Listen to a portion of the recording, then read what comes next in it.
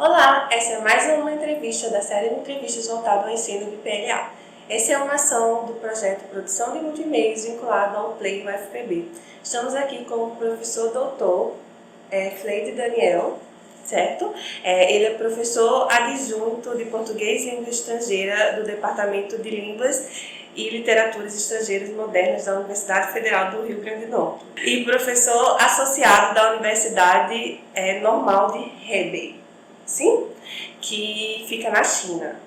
Ocupa os cargos de presidente da Sociedade Internacional de Português Língua Estrangeira, CIPLE, coordena o Núcleo de Línguas de Rede Andifes e SF, na Universidade Federal do Rio Grande do Norte. Tá certo, professor? Sim, só não sou doutor ainda. Falta defender a bendita. Certo, tá. Para darmos início à conversa, gostaríamos de saber qual a sua área de pesquisa atual e poderia falar um pouco sobre isso? A pesquisa a interface gramática e ensino, tendo a interculturalidade como pano de fundo, principalmente os processos de aquisição, aprendizagem do conhecimento linguístico e construção do conhecimento linguístico. Ok. Então, professor, a gente sabe que você passou um tempo lá na China, né, atuando como leitor e professor de PLE. Você pode falar um pouco sobre essa sua experiência? É uma experiência que foi um divisor de águas na minha carreira, né? Posso dividir a minha carreira assim, entre antes e depois do leitorado na China. A experiência do leitorado deveria ser obrigatória para todo professor de PLE. Todo professor de português de língua estrangeira deveria ter essa experiência do leitorado, ou experiência de lecionar no exterior, porque é uma experiência que é um grande diferencial para o crescimento profissional e pessoal também do professor. Então, o leitorado na China, ele foi uma experiência que alavancou minha carreira, que abriu minha visão de mundo, perspectivas de mundo. Comecei a entender a China de um ponto de vista que raros brasileiros conseguem entender. Hoje no Brasil há toda a disseminação de um sentimento estereotipado em relação à China e aos chineses. Então, o leitorado serviu para abrir a minha cabeça para uma série de questões do ensino, e também interface com a língua e cultura. E principalmente, acho que o que foi mais marcante foi a experiência com os alunos. Os alunos chineses são extremamente acolhedores, são extremamente simpáticos, extremamente dóceis e tratam você assim, com uma estima que poucas vezes se vê. E eu acho que isso é o que mais me marcou e marca até hoje, o contato com os alunos chineses. Acho que deve ter sido uma experiência incrível, né? Porque um país tão distante, com uma língua distante, com uma cultura tão diferente da nossa. A China, eu costumo definir a China como uma palavra: imprevisibilidade. Assim, tudo que a gente acha que é tangível, assim, concreto, quando você está na China, você está diante do imprevisível. Assim, pela distância da cultura, você não consegue prever as reações das pessoas, as reações dos alunos, a reação das instituições. Então, a gente está muito pouco acostumado a lidar com cultura distante. O brasileiro, em geral, olha muito mais para os Estados Unidos, para a Europa, e que são culturas próximas, próximas à nossa. Temos uma dificuldade muito grande de lidar com culturas mais distantes. Então, para nós é tudo muito imprevisível, assim, um pouco, às vezes, difícil de lidar, mas é um exercício que a gente precisa ter como professor de língua estrangeira, ter o contato com as culturas distantes e saber lecionar, tendo alunos que mobilizam estratégias de aprendizagem muito diferentes das nossas. Professor, agora focando um pouco no CPE, como que funciona o projeto lá? Como que são organizadas as aulas, os materiais? Como que funciona? O CPE é o curso de português para estrangeiros, imigrantes e refugiados. É um projeto de extensão que eu coordeno na UFRN. Nós temos agora exclusivamente aulas online para um público que é principalmente de imigrantes e refugiados e também dos estrangeiros que se interessam, né? O foco do projeto não são os alunos de mobilidade internacional da FRN, são os alunos residentes do Rio Grande do Norte e Natal e municípios ali próximos, refugiados e todos aqueles que se interessam pelo português. Como as aulas agora são online, nós atendemos a várias pessoas de vários lugares, né? Temos agora pessoas na Argentina, pessoas na Rússia, na Europa, na África. Então, o público se diversifica bastante conforme a modalidade. Né? Mas ele foi concebido principalmente para atender o público de imigrantes e refugiados, e não os alunos de mobilidade internacional, que são um outro público, né? Com outros objetivos. Não tem as mesmas necessidades do imigrante, do refugiado que vem para o Brasil para viver no Brasil e morar no Brasil, trabalhar no Brasil. As aulas sempre foram online ou não? Não, até a pandemia nós não era exclusivamente presencial. Depois veio a pandemia, nós tivemos que fazer aquela mudança que todo mundo teve que fazer, né, para se adaptar às novas circunstâncias, e o CPE foi uma dessas ações que precisou se adaptar e precisou migrar completamente para o ensino online. Então hoje nós atuamos exclusivamente no ensino online, porque para o aluno imigrante se deslocar até o campus da UFRN é muito caro, ele gasta o quê? R$9, em torno de R$9. R$9 um aluno sustenta a família dele no Benin por uma semana. Então é uma realidade, a realidade do imigrante, do refugiado é bem diferente, a gente não consegue muitas vezes prever. Né? Então, eles assistem às aulas pelo celular, né? Por mais das vezes.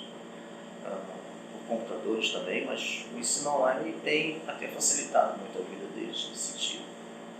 Professor, e essa é uma pergunta minha.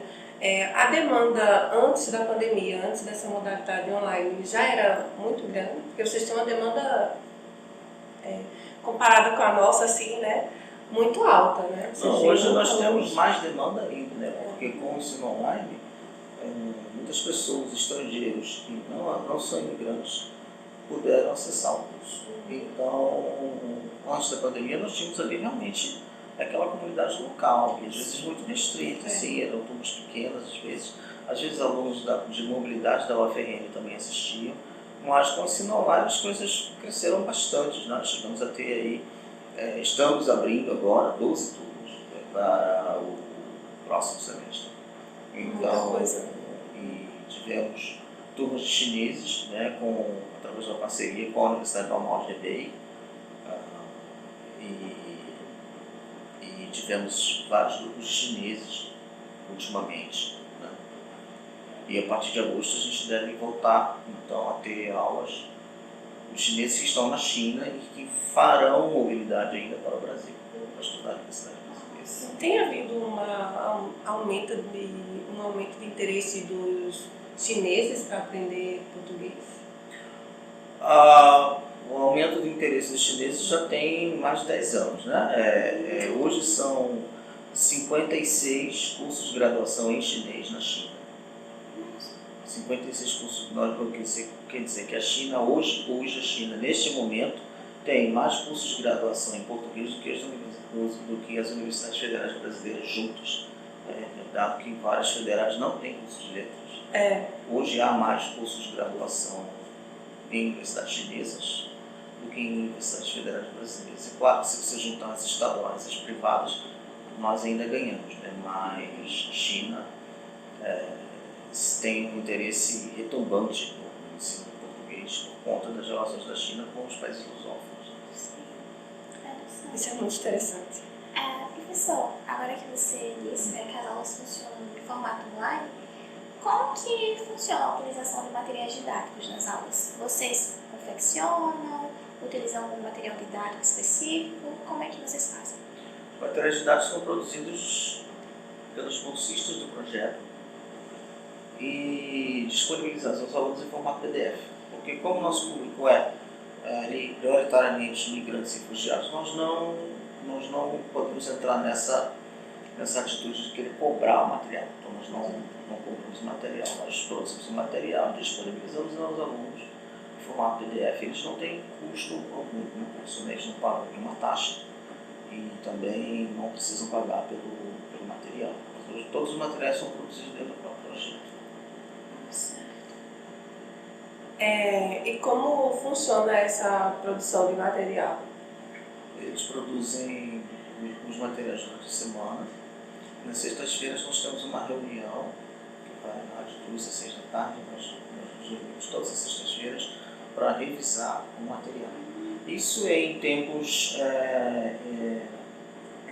até uns 2 anos, porque hoje nós já temos material para quase todos os níveis do curso. Então, eles estão prontos. Hoje o trabalho deles é muito mais burilar, né? Muito mais corrigir erros, melhorar atividades, é muito mais, às vezes, selecionar vídeos mais recentes, atualizar. Então, o trabalho deles é muito mais nesse sentido agora, né? Já houve uma época em que os bolsistas precisavam mesmo se debruçar e foi um trabalho enorme. Hoje as coisas são mais tranquilas. Nós vamos agora produzir material para um nível, para intermediário 2, aliás, intermediário 1, né? E nós temos 2 modalidades, por assim dizer, de materiais, né? Materiais para falantes de línguas próximas, principalmente o grupo de hispanofalantes, que é o grupo mais numeroso, e material voltado para chineses, né? Porque os falantes de línguas distantes são oriundos de universidades chinesas, né, e da Ásia, e essas universidades muitas vezes adotam o inglês como língua de interface. Então o material para os chineses é um material muito mais gradual e sistemático na apresentação do conteúdo, por serem eles justamente falantes de línguas distantes, e também o material adota o inglês como língua de interface, né, porque dentro do contexto deles o inglês é usado como língua de interface, e eles não têm a opção de não usar o inglês como língua de interface. Então nós usamos também o inglês, principalmente nos níveis básico 1 e 2. No nível intermediário, para intermediário a gente já começa a relativizar o uso do inglês. Certo. Então, professor, CPE, CIPLE e ISF. E ainda é professor na UFRN. Como que você consegue lidar com isso tudo? E na Universidade Normal de Direito. Eu dou conta? Acho que não. A pergunta é como? Milhões. Acho que eu não dou conta não. Eu estou assim, trabalhando no limite mesmo, né? Muito complicado trabalhar, e ainda via João Pessoa. Ainda possam vir aqui na entrevista. Mas é um problema, porque quanto mais você trabalha, mais você é chamado a trabalhar, mais trabalho aparece, e é complicado. Mas agora no segundo semestre eu vou começar a sair de algumas coisas, e eu acho que vai ficar um pouquinho mais leve. Mas a gente, claro, nisso a gente procura sempre conjugar, né? Uma atividade que você faz num projeto é uma atividade que muita coisa você aproveita para outro projeto. Então não é uma coisa assim tudo inédito e que tudo tem que ser feito ao mesmo tempo. A escola da CIP agora, que vai começar agora em julho, é realmente um outro trabalho, né? Um outro projeto. Para além dos eventos anuais, é um evento que uma escola de formação continuada. Vamos ter 8 professores de 8 federais dando aula online em 2 turmas de formação de professores. Então esse é um projeto que realmente leva tempo ali, a gente tem que varar as madrugadas para poder acertar tudo, né? Se conseguir conciliar a agenda de 8 professores de estados diferentes para dar aula manhã e noite, né, num formato online, usando uma plataforma virtual, é algo que dá realmente trabalho, né? Mas as outras ações a gente procura sempre conjugar, né, uma coisa com a outra. Imagino, deve ser difícil. O senhor pode falar um pouco sobre a CIPLE, já que você mencionou? A CIPLE é a Sociedade Internacional de Português de Língua Estrangeira. Completamos 30 anos no ano passado. Foi fundada em 92 no Congresso de Linguística Aplicada da Unicamp. E no ano passado nós comemoramos 30 anos no Congresso Internacional da CIPLE, o CONCIPLE, em Bogotá. Foi realizado nas dependências do IBRACO, o Instituto Brasil-Colômbia, que é agora dirigido pela Beatriz Miranda Cortes, a professora Beatriz, que muito nos apoiou para conseguir realizarmos esse evento lá em Bogotá, nas circunstâncias atuais, né? Nessas circunstâncias em que o online meio que tomou conta da cena e deixou o presencial de lado, mas ainda assim pudemos fazer lá um evento híbrido, né? Foi o primeiro evento híbrido na história da CIPLE. Foi muito trabalho realmente, mas foi a crítica diz que foi um sucesso, então acho que foi muito bem feito lá. Tivemos problemas, claro, houve atrasos, principalmente na parte online, que quando você precisa fazer o híbrido, você precisa fazer o que está online, caminhar junto com o que está presencial. Só que quem está presencialmente não se lembra de que tem todo um público online acompanhando as atividades, né? Então, uma coisa ali é como você tentar fazer dois cavalos correrem alinhados ali no apoio. Às vezes, um avança na frente, o outro fica para trás, e aí quem fica para trás não gosta. Houve reclamações, problemas desse sentido, mas como um todo foi uma grande experiência para todos nós. Professor, agora uma curiosidade minha mesmo. Como que surgiu o seu interesse pela área do português como língua estrangeira, da aula de português como uma língua estrangeira? Eu não tive interesse nenhum. Não tive interesse nenhum. Foi o português de língua estrangeira que me escolheram. Eu não escolhi o português de língua estrangeira. Como aluno de letras, no ensino médio, a minha cabeça de adolescente, né, eu detestava português e eu queria fazer inglês e literaturas na UERJ, justamente porque é um curso de letras que não tem habilitação em português, né? Inglês e literaturas, e acabei fazendo no meio caminho, descobrindo muitas coisas, fiz uma especialização em latim e depois um mestrado em língua portuguesa. Então eu acabei saindo da UERJ do modo como eu mais odiava. Acabei com um mestrado, entrei para o inglês querendo evitar o português e acabei saindo com um mestrado. Então, não foi eu que escolhi a área, né? E a área eu fui descobrindo durante a graduação, como acontece agora até hoje ainda com muitos alunos que se interessam, né? E as oportunidades foram surgindo ali. Eu vi o edital do leitorado em 2008 e eu escolhi. Qual é o país mais longe que tem aqui? Uma lista de 13, 14 países, né, que saem todo semestre. Eu escolhi China, China, mais longe que tem. Eu escolhi China. E assim foi a minha escolha. Ainda bem que foi uma escolha feliz, né? Porque ainda bem que foi. Tive uma experiência bastante enriquecedora. Certo, professor. Não sei se o senhor sabe, mas no nosso projeto a gente trabalha com a produção de materiais didáticos. Então, uma questão que é muito frequente nas nossas reuniões é a seguinte: se existe realmente uma carência em materiais didáticos na aula de PLA, ou se o que existe é uma certa insuficiência desses materiais para os fins específicos das nossas aulas. Aí a gente queria saber a sua opinião sobre essa questão. A carência é muito grande, né? A carência é muito grande, porque, em primeiro lugar, pela falta de políticas públicas voltadas, que incentivem a produção de material, né? E falta de fomento para esse tipo de atividade, falta de interesse, muitas vezes, de quem produz material em publicar esses materiais, porque o retorno é quase nenhum, né? A não ser de você divulgar o seu próprio trabalho, né? Você pega, constrói material e publica, muito mais porque você quer divulgar e compartilhar o seu trabalho, né? Porque em termos ali imediatos, em termos objetivos, em termos financeiros, vamos dizer assim, não vale muito a pena você publicar o material didático.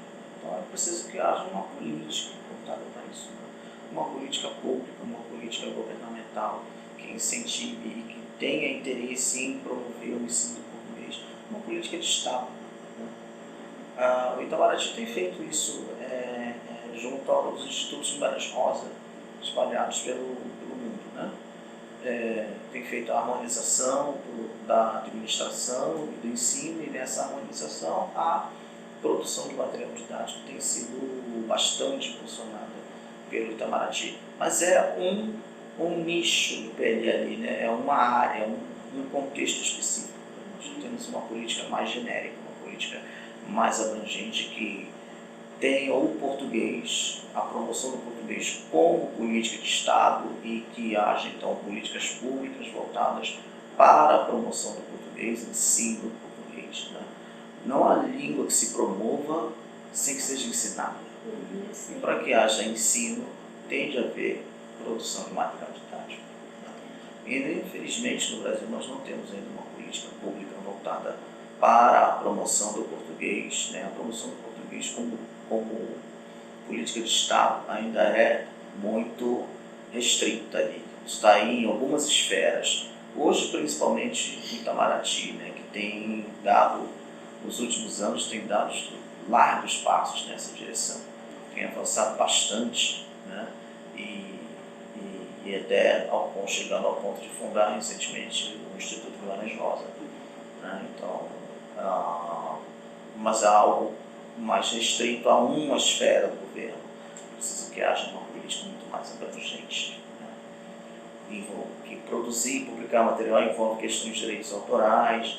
Direitos autorais, isso é muito caro para um pesquisador, um professor pagar. Imagina você o direito de usar uma imagem, usar uma foto, usar uma entrevista que já tenha sido feita por um meio de publicação, usar um artigo de um jornal, de uma revista, isso tudo é muito caro ainda, né? E é preciso que haja apoio, senão a gente vai ficar trabalhando com material muito antigo, né? Aquele material livre de direitos autorais E básico, né? Muito básico. Professor, eu acho que a gente pode aproveitar essa sua fala e falar sobre o ISF, né? Eu acho que hoje na palestra Internúcleos, a Denise e a Viviane falaram um pouco sobre isso, né? Sobre a escassez de materiais didáticos, a falta de investimento do governo, né? Tudo é uma batalha por poucas coisas. A produção de material é um dos vetores do ISF.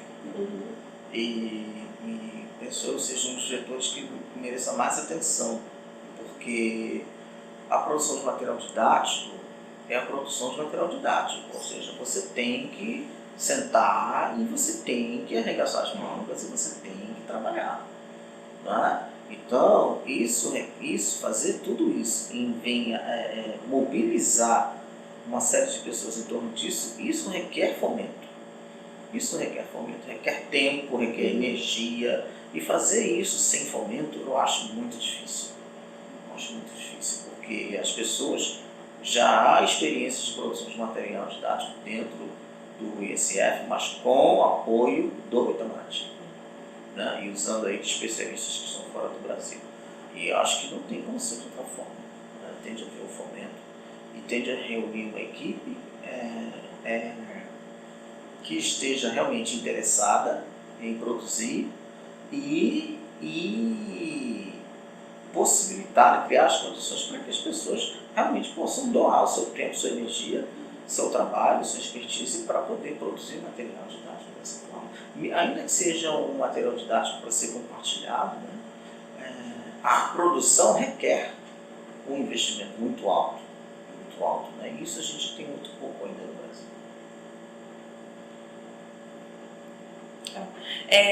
No artigo Um formato de unidade didática para sistematização gramatical do ensino em português, língua estrangeira,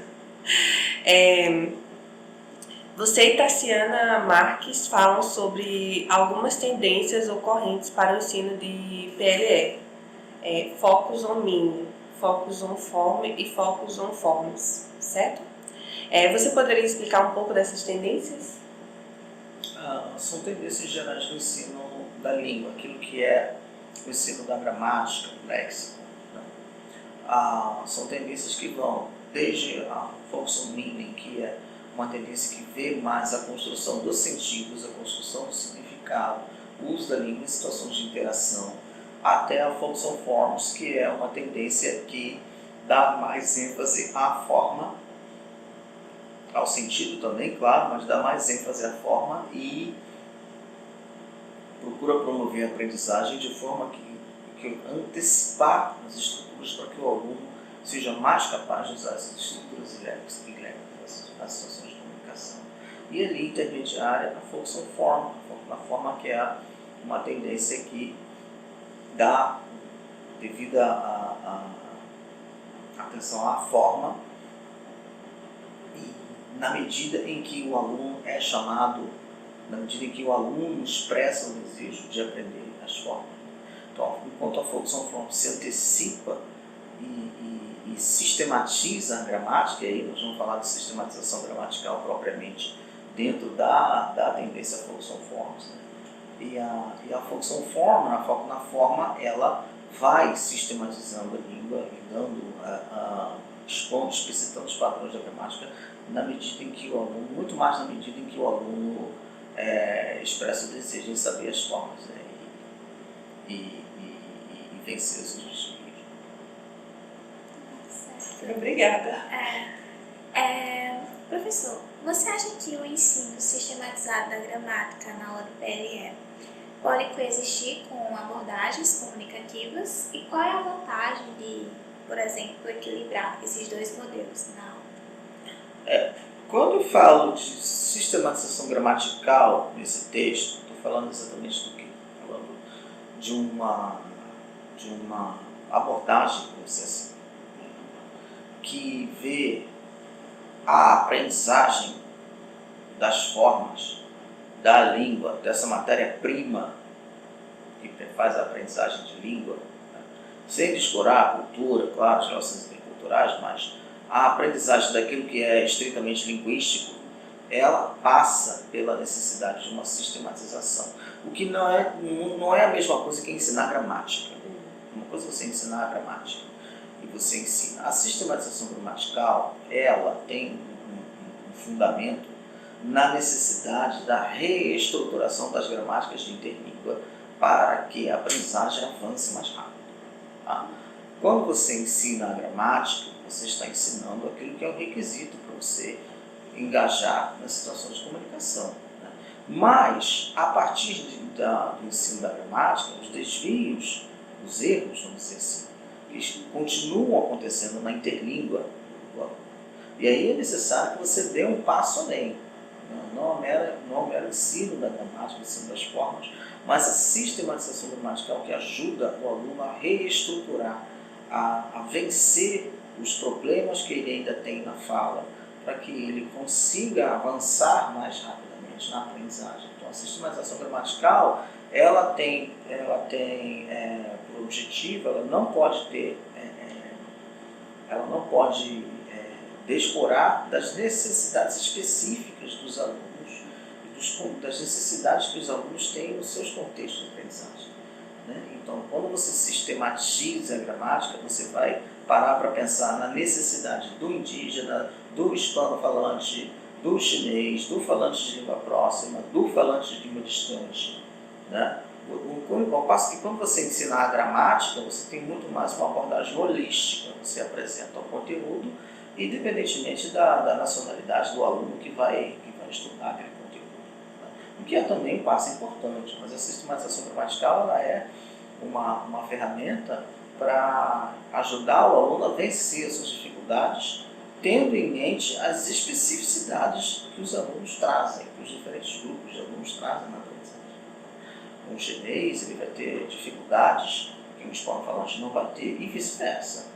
Então a sistematização gramatical ela modaliza, vamos dizer assim, o ensino da gramática de forma a atender a especificidade dos alunos, de tal forma que aí a questão de conviver com a abordagem comunicativa, a abordagem comunicativa, ela lá naquele modelo tradicional dos anos 80, né, praticamente aboliu a gramática na sala de aula. Né? Então até hoje a gente tem essa essa ideia de uma abordagem comunicativa. Na aula comunicativa você não pode falar de gramática, mas não é assim. Lá nos anos 90, a gramática já aparece em cores vivas na própria abordagem comunicativa. Claro que o sentido sempre foi, o foco sempre foi o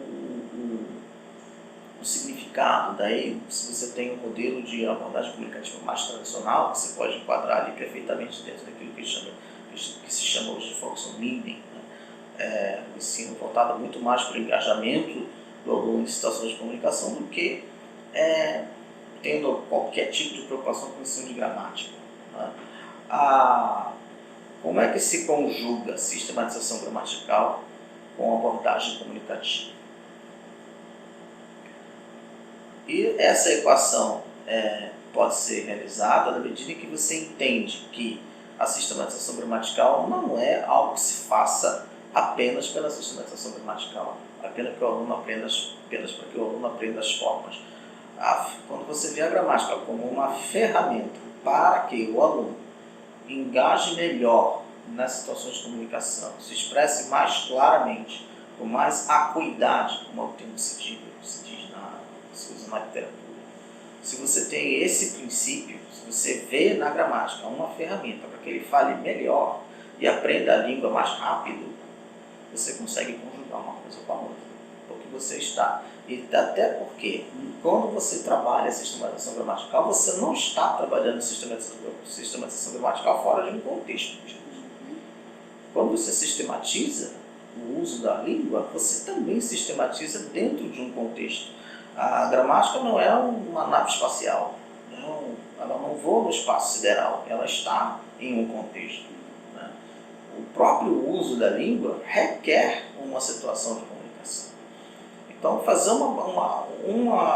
ensinar uma coisa em abstração da outra são dois extremos aí que devem ser evitados, né? O ensino meramente comunicativista, que não sistematiza nada, que não explicita nada da língua para o aluno, é um ensino que vai promover uma interlíngua recheada de desvios a vida toda. O aluno não vai ter nenhum apoio, nenhuma explicitação da língua para vencer os desvios e avançar mais rápido na aprendizagem, porque você está ali crendo que a mera exposição do aluno ao input, o engajamento do aluno em situações de comunicação vai ser suficiente para que ele aprenda as formas da língua, que são para ele muitas vezes imprevisíveis, né?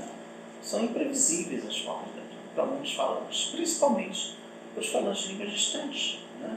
Então, como é que a mera interação vai fazer com que ele aprenda nuances da nossa gramática que são imprevisíveis para alunos estrangeiros? É muito difícil isso acontecer. E mesmo que aconteça, leva um tempo enorme para que ele vença os problemas, né? Então, por outro lado, se você promove o ensino gramaticalista e perde de vista a situação de comunicação, você está ensinando uma língua abstrata, né? Uma língua que não ancora em nenhum uso efetivo, né? E aí fica uma coisa meio descompassada, meio puramente teórica, né? E longe da realidade do uso da língua. Então, há que se ponderar, acho que há que se ter pelo menos é isso que eu ensino para os bolsistas, né? Uma visão mais ponderada do ensino de língua, porque se você radicaliza de um lado e de outro, você vai perder muita coisa. Se você radicaliza para o lado do comunicativismo, você perde, você deixa lá o aluno às voltas com os erros dele sem que ele saiba o que fazer, e você delega praticamente ao aluno a responsabilidade de vencer as dificuldades que ele tem. Você não explicita muito pouco ou quase nada da língua, você está delegando para o aluno o papel, a responsabilidade de superar os próprios erros. Você parte do pressuposto de que o aluno vai ter plena consciência dos erros que ele está cometendo e, portanto, né, ele não precisa de ajuda. Basta que você seja um facilitator, né? Basta que você promova uma situação e não engaja ali, pronto, 100% aprendeu língua. Não é bem assim, né? Que as coisas acontecem. Na sua opinião, quais são os maiores desafios do ensino do PLA hoje? Formar professor, produzir material didático. São os dois vetores aí, né? a formação de professores, que implica a própria profissionalização da área. Muita gente está dando aula sem formação, tanto porque não procura, como porque não sabe que existe. Então, em primeiro lugar, a gente precisa disponibilizar a formação. Essa formação precisa ser acessível. Precisa ser online, presencial, precisa ser através de cursos, através de eventos, precisa ser acessível. E ela precisa existir, a formação. Então, não basta criar oportunidade de formação, a gente precisa viabilizar essa formação para o professor que está atuando. O professor precisa conseguir ter acesso a essa formação. E muitas vezes, claro, até hoje a formação acontece nos grandes centros e as pessoas muitas vezes não têm possibilidade de se deslocar, e muitas vezes estão no exterior, estão em países onde não tem nada, nenhuma oportunidade de formação. E, infelizmente, a maior parte da formação está concentrada nos grandes centros, né? Cidades brasileiras e portuguesas, né? E pouca coisa ainda online. E a produção de material didático. Não há língua que se ensine sem material didático. Não há língua que se promova sem ser ensinada e sem produção de material didático. Então, acho que são os dois grandes, a gente precisa ainda decolar. A gente ainda é um avião correndo na pista de decolagem. Sim, com certeza. Então, professor, para a gente finalizar nossa conversa, que conselho você daria para um aluno de graduação que está interessado em entrar na área de português como língua adicional, estrangeira? Em primeiro lugar, amar o Brasil. Muito importante. Em segundo lugar, amar a cultura brasileira, a cultura em língua portuguesa. Quando eu cheguei na UFRN em 2014, um dos primeiros editais, os primeiros requisitos do bolsista que eu coloquei no edital foi o seguinte: amor ao Brasil.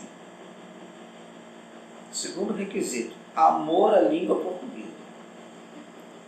Por quê? Se você não tem esse envolvimento com o país, com a cultura, como é que você vai ensinar português para as Vai ficar difícil. Qual é? O aluno vai olhar para você, de onde ele vai tirar inspiração para estudar a língua e a cultura do Brasil? Se você não... E a cultura e língua portuguesa, que engloba aí as culturas africanas, a cultura portuguesa, porque a língua portuguesa não é só Brasil. Né? Então, o professor Pereira precisa ter essa pegada, né? Esse sentimento. O que é cultura brasileira, professor? Aí os alunos perguntam, né? O que é cultura brasileira? Chico Buarque, Caetano, Gilberto Gil. Show de bola. Isso aqui, não. E o que é cultura brasileira? Funk, cultura brasileira? Ivete Sangalo, cultura brasileira? O axé é cultura brasileira? A música baiana é cultura brasileira? O que mais? Tanta coisa. Tudo isso é cultura brasileira. Você vai gostar de umas coisas e você vai detestar outras, como professor, como brasileiro que você é, como falante nativo, imerso na cultura. Isso é normal. Agora, conhecer a cultura brasileira, você precisa conhecer, porque os alunos, o estrangeiro, têm visões diferentes. Ele não vê a nossa cultura do mesmo modo como nós a vemos a nossa cultura. Né? Tive muitos alunos chineses já até hoje, e os nomes que eles sempre adotam nomes ocidentais. Né? E os nomes que os alunos de português escolhiam eram Alexandre Pires, eram Ivete, era Ronaldo, ninguém nunca escolheu Pelé, né? Mas até agora, né? Esses nomes ligados ao futebol, ligados à música, e ligados a uma música popular, e ligados a coisas da cultura que o professor de Pelé não se identifica. Né? Mas isso não deve ser um empecilho para o professor de Pelé, ele tem que ter essa mente aberta para a cultura. Eu, quando estava na China, fui convidado para uma palestra na Universidade de Pequim. E os chineses nesse ponto são muito parecidos com o brasileiro, deixam tudo muito para a última hora. E até a véspera do dia, eles não me disseram o tema da palestra. Eu fiquei, e agora? Como é que vai ser isso? Aí, lá pelas tantas, assim, faltando algumas horas para a palestra, eles finalmente disseram o tema. Professor, o tema vai ser carnaval. E eu sou aquele carioca que não sabe sambar. Eu sou aquele carioca que não gosta de carnaval. Eu sou aquele carioca que pega o carro e vai para a região dos lagos, vai para a praia. E foge do carnaval carioca. Né? E aí eu, diante daquela tarefa, e agora? Eu vou ter que dar uma palestra na Universidade de Pequim sobre uma coisa que eu nunca gostei na minha vida. Essa é a vida do professor Pereira. E você tem que ter essa envergadura para a cultura brasileira. Quer você queira, quer não, você vai ser, aos olhos do aluno, sempre um representante da cultura. Você não pode ficar ali selecionando um ideal de língua para ensinar, um ideal de cultura para ensinar, porque não vai dar certo. O estrangeiro tem outro olhar, ele tem outra visão e tem outras expectativas também. E o professor de PLE precisa saber conjugar essas coisas. Né? Mas, infelizmente, nós vemos aí até materiais didáticos que falam só de uma região do país e, às vezes, até de uma só cidade. Então, é mais complicado, né? O próprio professor se orientar na área. Respondi essa pergunta? Respondeu sim. Sim. Obrigada, professor. Foi uma honra receber você aqui. Eu queria agradecer em nome do Play, de quem está assistindo, por dar essa entrevista para a gente. Muito obrigada. Quer falar alguma coisa Foi uma aí? entrevista ótima, muito Sim. esclarecedora para todas nós e para o pessoal também que está assistindo. Eu espero que encontre mais professores de PLE, PLA e que também, né, seja aquele empurrão, aquele incentivo, né, para você crescer nessa área, você ir atrás. É isso. Obrigado a vocês. Tá? Obrigado pela oportunidade e pelo carinho. Obrigada. Obrigada.